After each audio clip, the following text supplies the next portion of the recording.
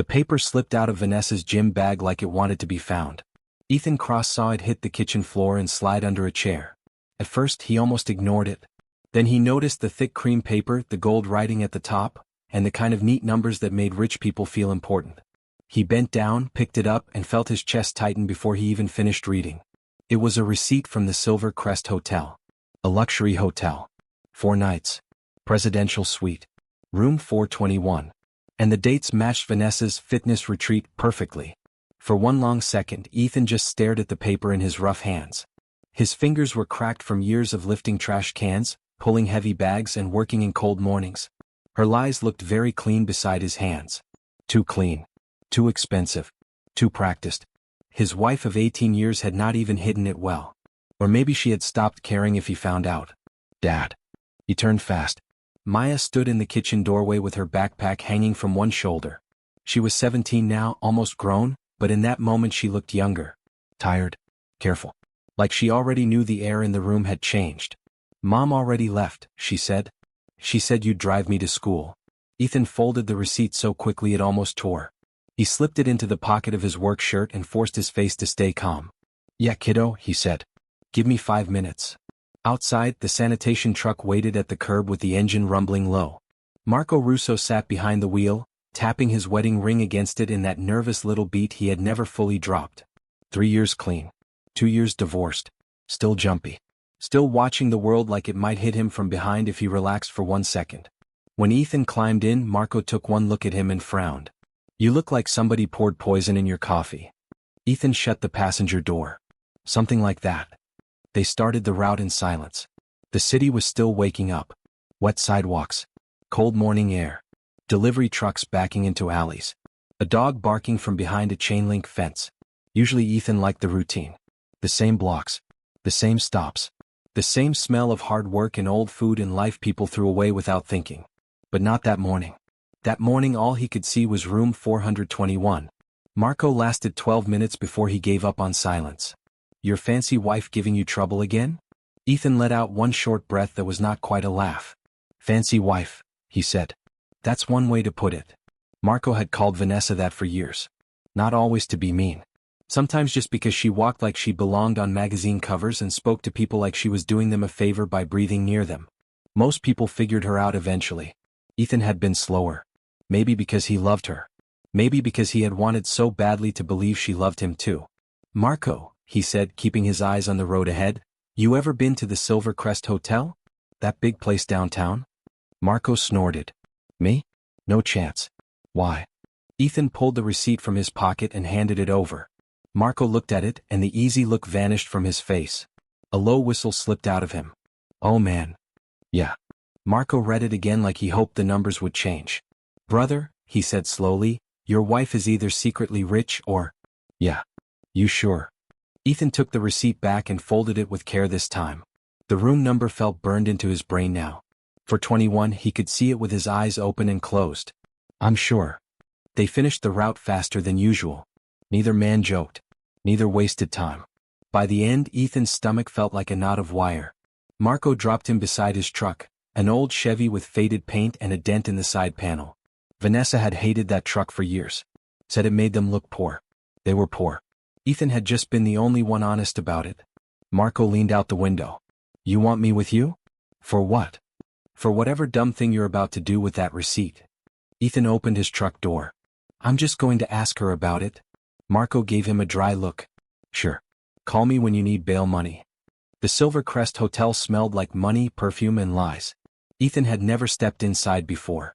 The place was all shining marble, soft lights, gold trim, and smiling workers who looked straight through men like him. He felt dirty just walking in with his work boots and worn shirt, like the building itself knew he did not belong there. Maybe that was why Vanessa liked it. Maybe it made her feel like she had already escaped her own life. The elevator rose to the 4th floor so quietly it almost felt fake. Ethan could hear his own breathing louder than the machine. When the doors opened, he stepped into a hallway so soft and clean it did not feel real either. He found the brass numbers one by one. 417. 419. 421. His heart pounded so hard he could feel it in his throat. He stood outside the door and pressed his ear against it. What he heard made the whole world turn red. Vanessa's voice came first. breathless, eager, alive in a way she had not sounded with him in years. Then a man's voice. Calm, confident. The kind of voice that came from people who never had to wonder if they were good enough. Ethan's hand closed around the door handle. Unlocked. The presidential suite looked exactly like a lie should look. Huge windows. A king bed. Ice bucket. Champagne. Soft white sheets. And there, in the middle of it, was Vanessa.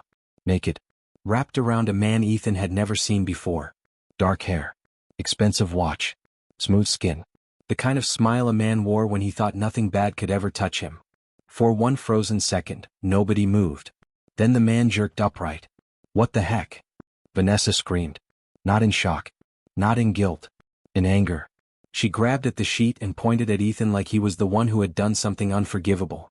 How dare you, she shouted. Get out. Get out. The man jumped off the bed, reaching for his pants. Look, pal, he said, holding up a hand, I think there's been a misunderstanding. Ethan hit him before the sentence ended. His fist crashed into the man's jaw. The man stumbled backward into the champagne bucket. Ice exploded across the marble floor. They both went down hard, arms and legs tangling, slipping in water and melted ice. It was ugly. Nothing like the movies. No smart words. No perfect punches. Just two middle-aged men rolling on a floor, grunting, missing, grabbing, shoving, hitting wherever they could reach. Stop it. Vanessa shrieked. Somebody call security. The man got loose long enough to crawl back, clutching one shoulder. You're insane. I'm calling the police. Call them, Ethan spat, tasting blood in his mouth.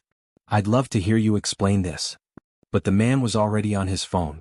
Vanessa had wrapped herself in one of the hotel robes now. Ethan saw a name stitched on another hanging robe near the bathroom. Damien. So now the man had a name. Damien Cole. Hotel security came fast. Two thick men with hard faces, followed by Baltimore police just minutes later. By the time Ethan had enough breath to stand straight, he was face down on marble with his hands locked behind his back in plastic ties. He attacked us, Vanessa said, her voice shaking in just the right fake way. He broke in and assaulted my friend. Friend. Ethan laughed so hard it hurt. Friend? He said into the floor. Is that what we're calling it? The police did not care. They saw a sanitation worker in a luxury hotel suite. They saw a rich room and a poor man. Their eyes did the rest. No one cared about marriage. No one cared about betrayal. No one cared that the wife in the robe was lying so smoothly it sounded practiced. Ethan spent the night in a downtown holding cell listening to drunk men snore, curse, and tell the same sad stories to nobody. He fit in too well for comfort. By morning, his neck hurt, his knuckles were swollen, and the rage had cooled into something even worse. Humiliation. Rain had started by the time he stepped out of the station. His truck was still at the hotel, but that felt small compared to everything else. 6 hours later, when he finally pulled into his own driveway, he saw the first real proof that Vanessa had planned further ahead than he ever guessed. The locks had been changed. He stood on his own porch with his key in his hand and felt stupid enough to choke on it. A note was taped to the door in Vanessa's flowing writing. Adam? No, Ethan thought bitterly, she even wrote his name like she was signing a thank you card. He read it once. Then again. Ethan. Your behavior last night was unacceptable and dangerous. I have filed for a restraining order. Do not contact me. Do not come here. I have called my attorney. He sat in his truck for 20 minutes after that, staring at the house. Their house. The house he paid for. The house where he fixed the sink, painted the walls, packed lunches, paid bills, carried furniture, and believed a family lived. Now neighbors peeked through curtains while he sat in the driveway like a stranger. The Millers next door had coffee mugs in their hands and front row seats to his shame. His phone buzzed. Marco. Ethan answered without speaking. Marco's voice came through fast. Heard you made the morning news, brother? Ethan closed his eyes. What? Local news picked up the police report. They didn't say your name, but they said sanitation worker arrested in hotel assault. Anybody with half a brain can figure it out. Ethan rested his forehead on the steering wheel. I'm done, he said quietly. I'm completely done. Maybe, Marco said. Or maybe you're finally awake. Marco showed up 20 minutes later with a bag of clothes, a gas station sandwich, and the same look people wear when they are ready to drag a friend through hell if they have to. You're staying with me, he said. I can't. Yes, you can. And yes, you will. Sitting in your truck and dying inside is not a plan. Ethan did not argue again. Marco's apartment sat above a laundromat. One bedroom. Small kitchen. Old couch. Thin walls. But it was clean. Honest. No marble. No fake flowers. No rich smell. Just soap from the machines below and the sound of people living regular lives. That night Marco cracked open 2 beers and tossed one over. You want to talk? Ethan pulled the hotel receipt from his pocket and handed it over again. Look at the back. Marco turned it over. At the bottom, in tiny print, was Damien's full name and a member code. Marco looked up. Okay. So now I know who he is. And what are you going to do with that? Ethan took a long drink. I don't know. The Baltimore Public Library opened at 9. By 9:15, Ethan was sitting at a computer like a man trying to learn a new language fast enough to survive. He was never good with tech. Vanessa usually handled the smart stuff. That was what she called it. Turns out pain can make a man learn quickly. Within 2 hours, Ethan knew more about Damien Cole than he had ever wanted to know. 41 years old. Manager at 3 hotel properties including the Silver Crest. Divorced twice. No children. Owned a downtown condo, a beach house in Rio and 2 rental homes in the suburbs. Clean credit. Several business ties. And a trail of civil complaints from former employees claiming harassment. Interesting, Ethan muttered. You said it. Marco set 2 cups of coffee on the desk and leaned in behind him. This guy's a machine, Ethan said. Cheats, pushes people around, keeps moving. Marco nodded. No shock there. What's the plan? I still don't have one. I'm trying to understand what I'm standing in. Marco pulled out the chair at the next computer. Mind if I dig too? Ethan shrugged. Go ahead. Marco's fingers flew over the keyboard way faster than Ethan expected. You get bored in county lockup, Marco said. You learn weird stuff. One of them is how to find public records. 10 minutes later he let out a sharp whistle. Oh, that's interesting. Ethan rolled his chair closer. What? Marco pointed. A property record filled the screen. One of Damien's rental houses had been signed with a woman named Nicole Marsh. The address looked familiar. Too familiar. Ethan's face went cold. That's Vanessa's sister's address. Marco nodded slowly. Yep. Ethan stared. Small world. Then Marco clicked again. Get smaller. A business license appeared on the screen. Wellness Path Solutions LLC. Partners, Vanessa Cross and Nicole Marsh. Started 6 months ago. Ethan sat back like he had been punched. She started a business? With money from somewhere, Marco said. Let me guess. You pay the mortgage, the bills, the insurance, the groceries, all the real-life stuff. Ethan gave one short nod. Marco's mouth tightened. That frees up her money for little side projects. And side men. Ethan did not answer. He did not trust his voice. They printed everything. Every paper seemed to say the same thing in a new way. This was not a mistake. Not a sudden affair. Not one bad choice. This was planning. Quiet, patient, careful planning. She had been building a door out of his own money. You know what this means? Marco asked as they walked back to the truck. That I'm an idiot. That she's been planning to leave for a long time. And people who plan that much get sloppy in other places. They start thinking they're too smart to get caught. Ethan's phone buzzed. A text from Maya. Dad, can we talk? Meet me at Tony's diner after school. Ethan showed Marco. Marco nodded. Good. Kids notice everything adults think they hide. Maya was already in a booth when Ethan got there. She looked older than 17 somehow. Not older in years. Older in the eyes. Like she had seen too much and decided to carry it quietly. She had Ethan's dark eyes and hard chin. But she also had Vanessa's gift for holding things in. Until she didn't. Dad, she said as he sat down, I need to tell you something. Ethan looked at her carefully. Okay. Maya took a breath, then reached into her bag and pulled out her phone. Mom's been saying things about you to people. What kind of things? She didn't know I could hear her. Sound carries in the house. She pressed play. Vanessa's voice came through the speaker clear as glass. Ethan is so pathetic. He still thinks this marriage means something. I'm just waiting for the right moment to pull the trigger. Ethan felt the coffee in front of him turn bitter in his stomach. Maya swallowed hard. There's more. She opened another file. I found Mom's old phone in the laundry room. She said it was broken. This time it was Vanessa and Damien. Their voices were soft. Private. Ugly. He'll never see it coming, Vanessa said.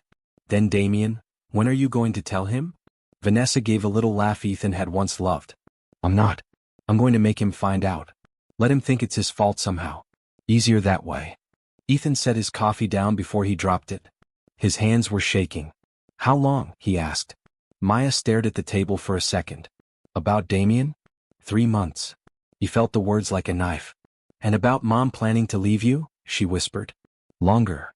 Ethan looked at his daughter, really looked at her. Why didn't you tell me? Tears filled her eyes so fast it made him regret asking, but he needed the truth now.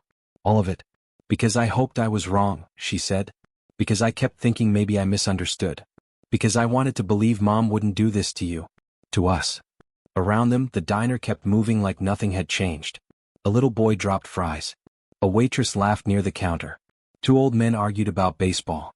Ethan felt far away from all of it. Like he was watching life from behind thick glass. What are you going to do? Maya asked. I don't know. Whatever it is, I want to help. He almost said no out of instinct. Then he stopped. His daughter had already been living inside this mess alone for months. She deserved honesty. I may not be the good guy in this story, he said. Maya wiped one eye. Mom stopped being the good guy a long time ago.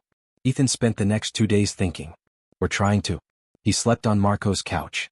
Ignored calls from Vanessa's lawyer. Stared at the evidence spread across the coffee table like puzzle pieces from a picture he never wanted to see. The voice files. The business records. The hotel receipt. Then more receipts because Maya found more. A trail of nights, meals, spa charges and lies. 3 times Ethan almost did nothing. 3 times fear told him to stay quiet. Marco finally snapped on the 3rd morning. You going to stare at that table until you die? I'm thinking. Think faster. Every day you stay quiet, she tells the story her way. Ethan looked at him. Marco was right. By now, half the neighborhood probably believed he was some violent husband who lost control and attacked his wife's innocent friend. The other half were enjoying the drama and waiting for part 2. Vanessa was still directing the whole show. That had to stop. Ethan made his choice over instant coffee and stale donuts. I need your laptop. Marco raised a brow. For what? To tell the truth. The list of names was not hard to make. Vanessa's family. Her workout friends. Her business contacts. Her book club. The people who liked every smiling photo she posted online and believed every fake line under it. Ethan wrote one short message. I'm sending a few audio files.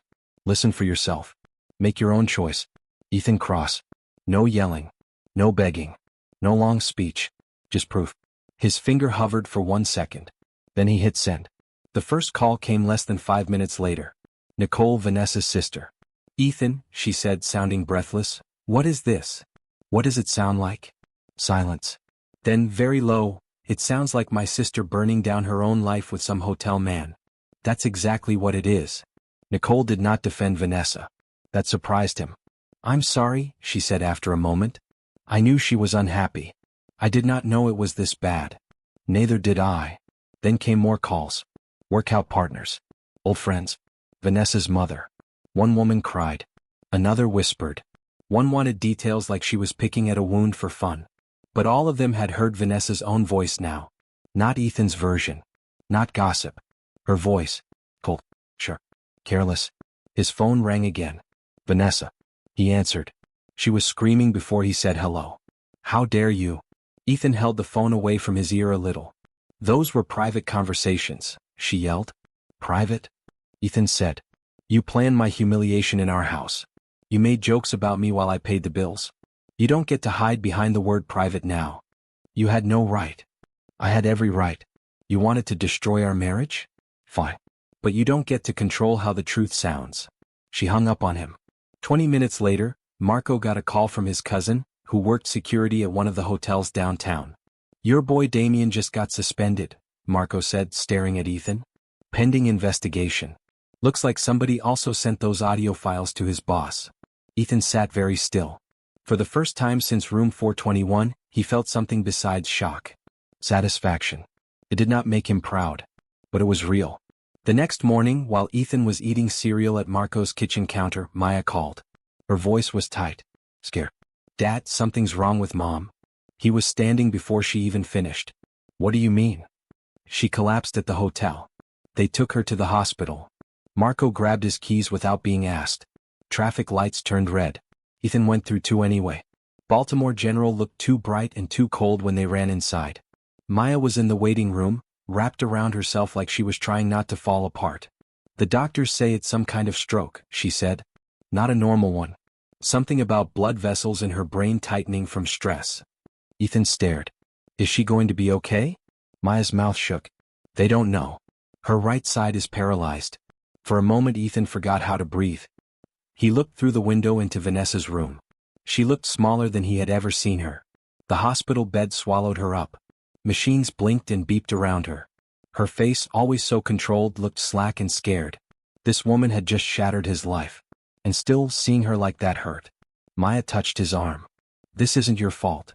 Ethan kept looking through the glass. Isn't it? No, Maya said firmly. She did this to herself. An hour later Damien showed up. He looked awful. Pale. Unshaven. Wild around the eyes. He tried to go into Vanessa's room but a nurse stopped him. Family only right now. I'm her partner, Damien said. The nurse did not blink. Are you her husband? Damien's eyes moved across the waiting room and found Ethan. He swallowed. No. Then you'll have to wait. Ethan watched him pace the hall like a trapped dog. Without Vanessa awake to direct things, Damien seemed smaller somehow. Less smooth. Less sure. Just a middle-aged man learning that secret games feel different when hospitals get involved. Then Maya said, Dad, the doctor wants to talk to you. Dr. Carter looked tired in the way only people who give bad news every day can look tired. Mr. Cross, she said gently, your wife is stable but this is serious. The vessel spasm caused temporary paralysis on her right side. With rehab she may get back most of her movement. But it could take months. Maybe years. Ethan nodded once. What caused it? Extreme stress can trigger this kind of event. Has she been under unusual pressure lately? Ethan almost laughed at the size of that question. You could say that. Dr. Carter went on. We also need to talk about long-term care. Physical therapy. Speech therapy. Daily support. Insurance is going to matter. How bad is it? She looked down at her chart. Your wife is on your work policy, and you are listed as the main policy holder. That means major medical decisions need your approval if she cannot make them clearly herself. Ethan stared at her. All those forms he had signed over the years. All the papers Vanessa had slid across the table with a quick smile and a just sign here. She had been building her escape so hard she forgot the safety net she stood on was his. The divorce papers arrived by courier 3 days later. Ethan was sitting beside Vanessa's hospital bed when the envelope came. She was awake now. Her speech still blurred in places and the right side of her body barely moved, but her eyes tracked everything. Sure. Angry. Afraid. He held up the papers. Your lawyer works fast. Vanessa tried to speak. It came out rough and broken. Ethan sat in the chair near the bed. You want half of everything, he said. Spousal support. Full use of the house. Her left hand curled into a tight fist. The thing is, Ethan went on quietly, I've been doing some paperwork too. He opened a folder. Legal aid gave me a free meeting. Nice guy. Explained some things. He pulled out the first report and held it where she could see. This is a money report. It shows where our money went the last 2 years. Thousands moved into your business account. Hotel charges. Fancy dinners. Retreats that were not retreats. Vanessa's eyes widened. In this state, Ethan said, keeping his voice calm, cheating matters. Using marriage money to pay for cheating matters even more. She tried to sit up. Panic flashed across her face. He pulled out another paper. And remember all those insurance forms? The ones you told me not to worry about? Turns out they make me the one who signs off on care while you're like this. Vanessa made a sound deep in her throat. Angry. Trap. Relax, Ethan said.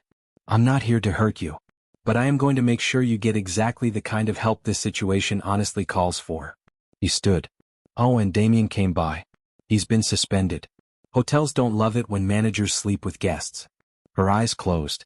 He took a breath, then said the one thing he wanted her to hear clearly. I'm keeping the house. 3 weeks later, Ethan left the rehab wing after visiting hours and found Damien waiting in the parking lot. Rain clouds hung low. The lot smelled like wet pavement and hospital air. We need to talk, Damien said. Ethan kept walking. No, we don't. Damien stepped in front of him. He smelled like alcohol. You think you're smart, don't you? Ethan let out a short laugh. That's rich. You're playing victim. You turned everybody against me. I told the truth. You ruined my career. You ruined your own career when you slept with my wife in a hotel you helped run. Damien swung. The punch came wide and early. Sloppy. Ethan moved without thinking. Weeks of work at Marco's boxing gym had not made him a fighter, but they had made him ready for one bad punch. He stepped aside, caught Damien's wrist and used the man's own speed against him. Damien slammed face first into the side of a parked car. The mirror snapped with a hard crack. Damien stumbled back screaming, blood running from his nose.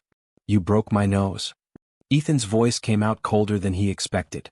"You broke my marriage." Two men climbed out of a nearby SUV. Matching gym clothes.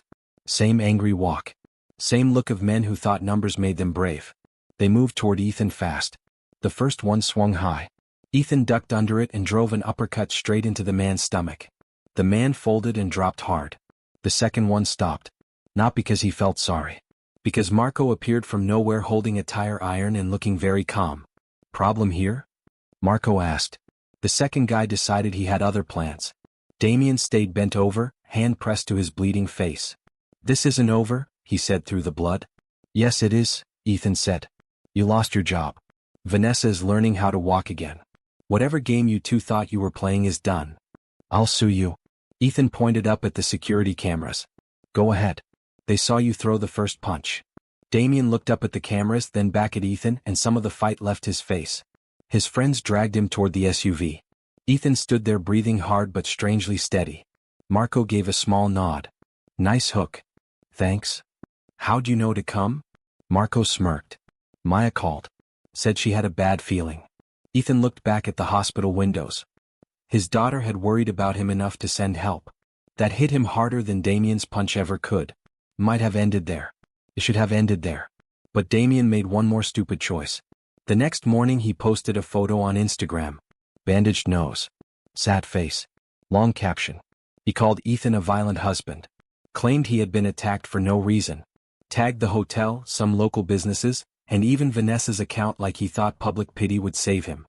Instead, the internet tore him apart. People who had heard the leaked audio rushed into the comments.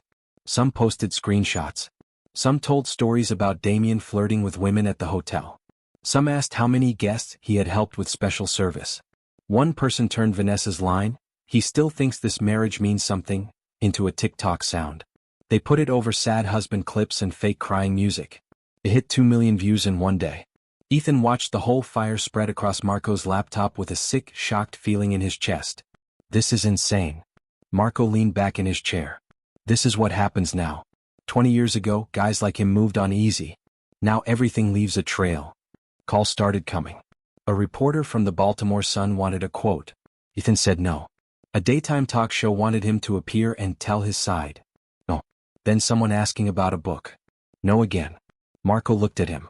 "You know people would pay for this story." "I don't want money." "What do you want?" Ethan looked at the floor. "My life back." But life did not come back fast. Damien was fired. Vanessa lost her fitness sponsors. Even the rehab center quietly asked if another place might be better because cameras had started showing up near the parking lot. Ethan had never wanted to be at the center of anything. Now he was stuck in the middle of a story the whole city wanted to chew on. The strangest moment came from Maya. Her high school held a yearly speech contest, and the theme that year was truth and consequences. Maya came to Ethan one evening while they ate burgers at Tony's diner. "I want to speak about betrayal," she said. Ethan looked up. "At school? Not with names. Not with details. But yes. That's heavy." Maya gave a small shrug. "It's been a heavy year." He watched her spread napkins out and write little notes in the corner with a pen. She looked focused. "Come. Not hard in the way Vanessa got hard. Clear in a better way." "What's your main point?" he asked. "That truth comes out," she said. "And when it does, the people who were honest at the start are the ones still standing." The contest took place on a Thursday night in the school auditorium. Ethan sat near the back, hoping to disappear, but he recognized neighbors, family, friends, and people who had definitely heard enough gossip to know why Maya's topic mattered. When her name was called, Maya walked to the podium with quiet confidence. No shaking hands. No fake smile. She looked out at the crowd and waited long enough to make them lean in. Then she began. "My generation gets called a lot of things. Selfish, soft, too online. But there's one thing we understand better than a lot of adults. The internet does not forget." The room went still. She talked about truth in a world where everyone carries a phone. About how secrets can hide for a while but they cannot breathe forever. About the difference between privacy and lying. About how protecting a family is not the same thing as covering up harm. She never said her mother's name. She never said Damien's name. She never said her father had slept on a couch while his own front door was locked to him. But every person in that room knew exactly what she meant. When adults choose betrayal over honesty, Maya said near the end, her voice steady, they don't only hurt husbands or wives. They teach their children that love can be traded, promises can be broken when they become boring, and family can be used like a tool. And if that lesson gets passed down, then betrayal doesn't end with one bad choice. It becomes a habit. When she finished, the applause came fast and loud. Ethan had tears on his face before he even noticed them. Afterward, Maya found him in the parking lot. Well? She asked, trying to smile. How bad was it? He shook his head. It was perfect. She let out a breath she had clearly been holding. Do you think Mom would be proud?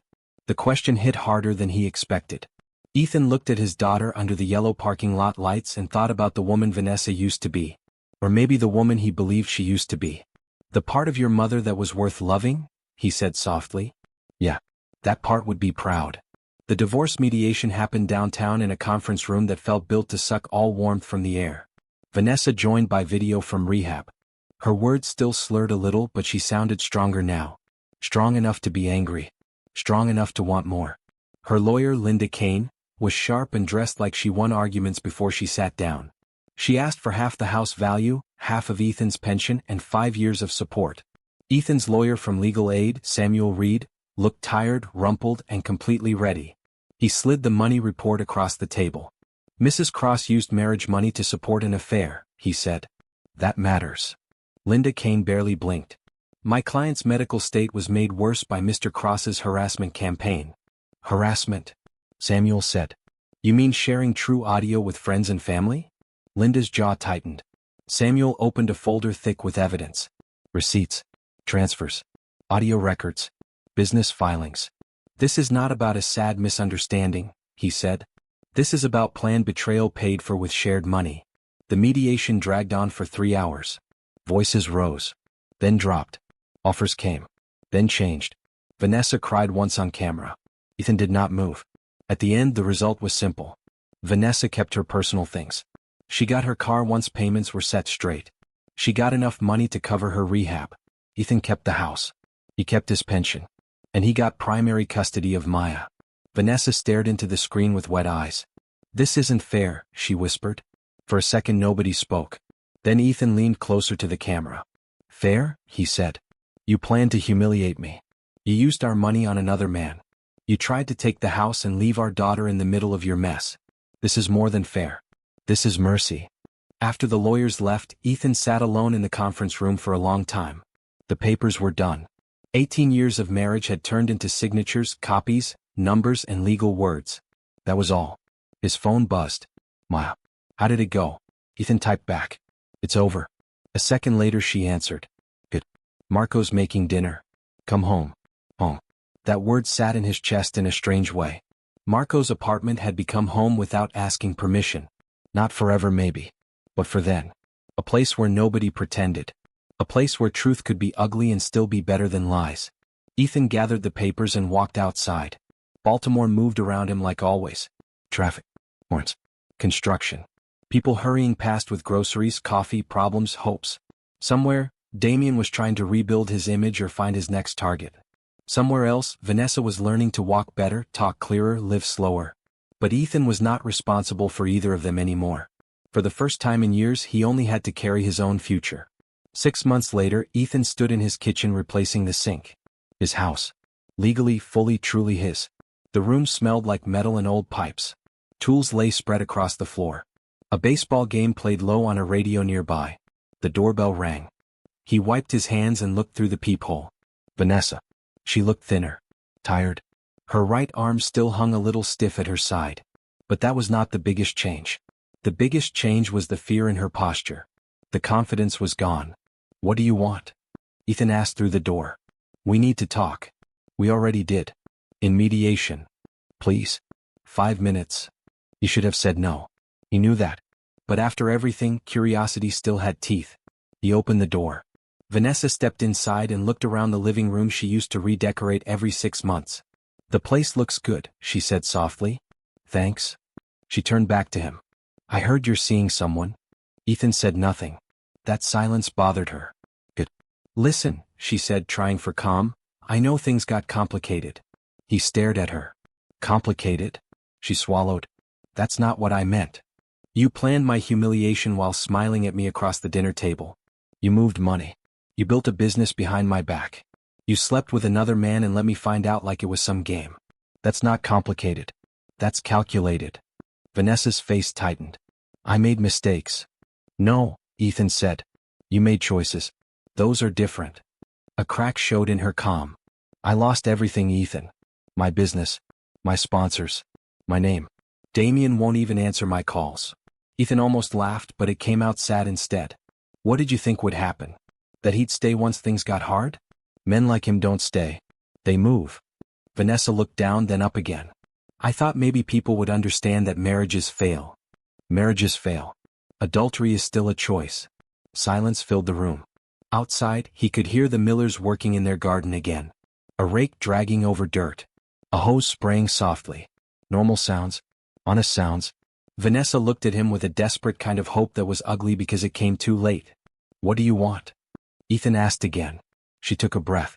I want to come home. The words hung there. For 1 second, Ethan saw flashes of old life. Christmas mornings. Maya as a baby. Vanessa laughing in the kitchen years ago before the sharpness took over. Then the picture broke. He looked at the woman in front of him. His ex-wife. The mother of his child. The same woman who once said he still thinks this marriage means something. Home, he repeated. Her eyes filled. We could try again. Counseling. Start over. I'm different now. Ethan's voice stayed very quiet. You're different because you got caught. Because your boyfriend ran. Because nobody wants to pay a smiling fitness star who can barely raise one arm. That's not growth. That's consequences.